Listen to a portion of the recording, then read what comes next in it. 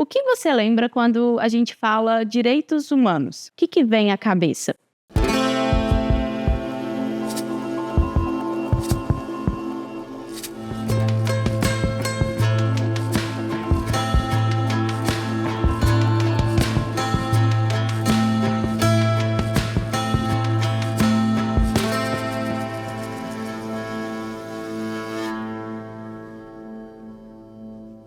Quando perguntam o que são os direitos humanos ou o que a gente compreende como direitos humanos, em regra vem à cabeça direitos. Direito à saúde, à educação, à liberdade de expressão, ir e vir e tantos outros que são considerados essenciais para uma vida digna.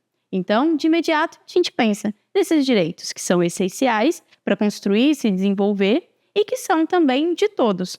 Pelo simples fato da gente ser um ser humano, nós teríamos, então, a faculdade de exercer esses direitos. Também a gente pensa sobre aquelas características que a teoria traz, sobre o princípio da universalidade, ou seja, esses direitos alcançam a todos e a todas, independentemente da raça, do gênero, do local que estão. A gente pensa também na questão da prioridade, ou seja, por ser tão essenciais, eles devem ser levados em consideração à frente de outros direitos que não são tão essenciais. Hierarquicamente, eles estariam superiores a esses outros direitos. Nós também lembramos daquela característica que é a abstração. Eles não são conceitos fechados. Quando a gente pensa sobre o direito à saúde, o que é esse direito? A gente não tem ele de forma pronta e abstrata. A gente tem que entender na prática o que é esse direito à saúde. Tanto no nosso exercício, quando a gente vai num posto de saúde, quando a gente recebe uma campanha de vacinação, quando a gente vai ao posto e recebe a vacina, ou quando a gente tem pesquisas para alterar alguma situação sanitária, a gente está o tempo inteiro se conectando a esse direito. A gente também tensiona ele quando a gente vai buscar algo na justiça. Quanto àquele medicamento, a gente não tem acesso e nós vamos questionar se é ou não dever do poder público fornecer aquele medicamento. Então, ele vai ser tensionado e pensado na prática. A gente só consegue alcançar esses direitos na prática, quando a gente vai ter um diálogo entre o que é o direito jurídico, o que está no arcabouço legislativo, mas também nas condições fáticas e nos valores que estão em jogo. Outra característica também que sempre surge quando a gente lembra dos direitos humanos é o seu aspecto histórico. Olha que importante, é pensar que ele vai mudar, ele já não está pronto e acabado. As relações sociais e os períodos históricos vão trazer novos direitos. E aqui, pessoal, entra um tópico muito importante para a gente compreender os direitos humanos. Normalmente a gente remete a essas características e aos direitos, tratados e legislação. Com isso, a gente pode se enganar ou reduzir muito o que são os direitos humanos de verdade, ou como eles se transformam, como a gente alcança ele, a sua efetividade e as suas violações. Há uma autora, Lynn Hunt, que ela vai falar um aspecto muito interessante. Ela vai falar assim, olha, esse aspecto da historicidade dos direitos humanos não quer dizer só que ele vai ser alterado a partir das relações políticas e econômicas, mas também as nossas compreensões, os nossos sentimentos, o aspecto político, mas também emocional. Percebam, quando a gente tem uma luta por direitos humanos, a gente tem uma luta também por entender quem é esse ser humano que vai ser protegido. E essa luta e essa compreensão, ela é histórica. A todo tempo, desde o passado, desde que a gente lembra lá a Antígona, buscando o seu direito de enterrar seu irmão como um direito natural, até as políticas do século XVIII, ou das teorias, filosofias, que vão defender a passagem de um direito natural que é igualitário, né, que é todos, o acesso a todos, aos tratados hoje, a gente está numa disputa de quem que é esse sujeito desses direitos, quem que tem o alcance desses direitos. Até outro tempo, a gente sabia que mulheres, por exemplo, não poderiam votar, ou que pessoas analfabetas também estavam fora do jogo político. Então, é o tempo inteiro uma construção de quem a gente entende como um ser humano e quais que são esses direitos que vão ser alterados. E para isso, a gente precisou, ao longo da história, e ela vai tratar isso muito bem num livro chamado A Invenção dos Direitos Humanos, que a gente precisou criar histórias, símbolos, compreensões que vão, primeiro, diferenciar eu de você, ou seja, eu tenho uma proteção, uma autonomia, uma liberdade que é minha, mas, ao mesmo tempo, ao lado dessa defesa de uma autonomia do indivíduo, nós temos também uma compreensão sobre empatia. Eu preciso não só me reconhecer como alguém que tem faculdade de exercer esse direito, que tem autonomia, que tem poder e direito sobre seu corpo, mas eu também preciso reconhecer aquele outro como um sujeito de direito e de autonomia. Eu tenho que criar uma empatia que reconheça esse outro, assim como eu me reconheço como um sujeito de direito. E isso também faz parte de uma construção simbólica, imaginária. Eu preciso imaginar o outro enquanto um ser de mesmo direito e capacidades e autonomia. E é importante a gente pensar isso, porque foge de uma lógica que é estritamente jurídica sobre direitos humanos.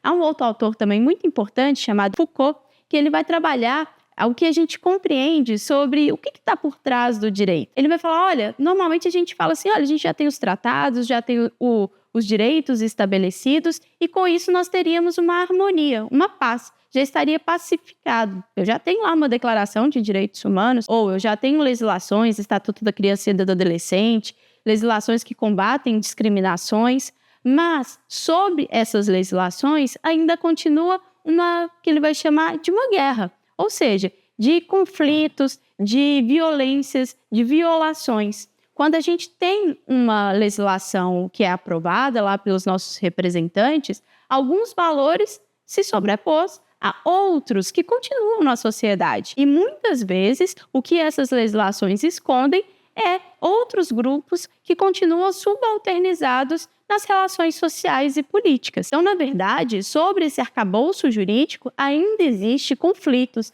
ainda existem grupos que ainda não são reconhecidos em sua totalidade. Por isso, a gente vê as transformações das lutas sociais ao longo do tempo.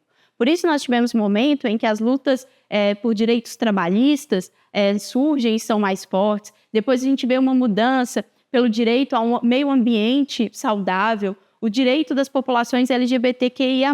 O tempo inteiro, eles estão sendo tensionados.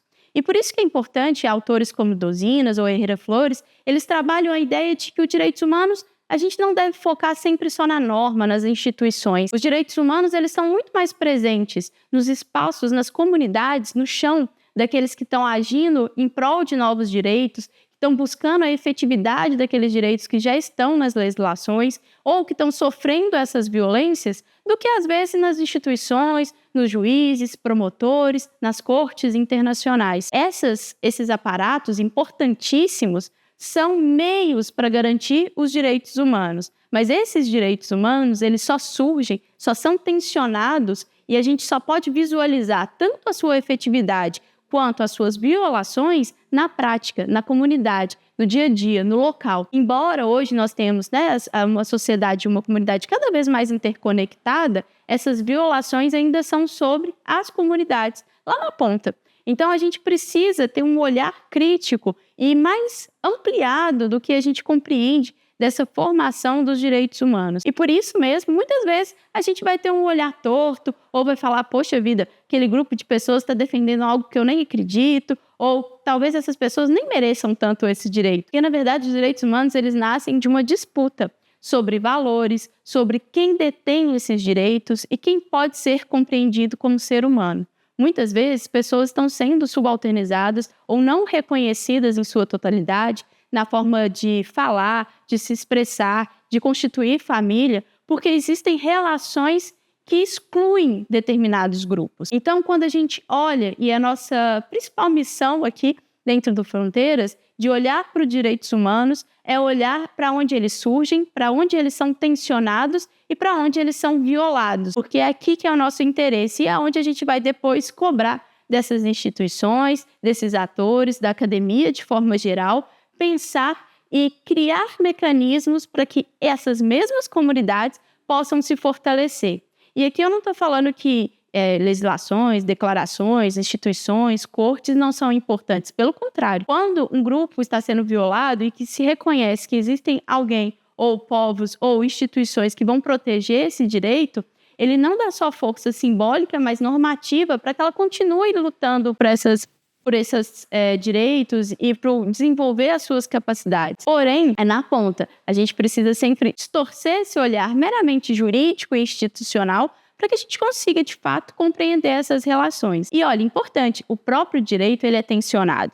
O direito ele não é feito apenas de normas jurídicas ou legislações, na verdade, como a gente compreende a Constituição, uma legislação específica. A própria compreensão desse direito, ela se dá na prática. O próprio sistema jurídico não é um sistema fechado. Quando um juiz ou uma corte ela vai decidir sobre um caso, sobre um direito de uma comunidade ou de um indivíduo em particular, ele vai levar em consideração as normas válidas, as legislações, constituições, estatutos, declarações, mas também a situação, a composição fática daquele conflito e os valores que estão em jogo. Há sempre um tensionamento, e esse tensionamento é que vai dizer até onde vai esse direito, quem são esses indivíduos que têm a faculdade de exercer esse direito e como que eles vão alcançar esse direito na prática, naquilo que está sendo realizado no dia a dia. Então, essas decisões, elas não são meramente técnicas, elas também têm todo esse arcabouço por detrás. Por isso que é importante a gente pensar os direitos humanos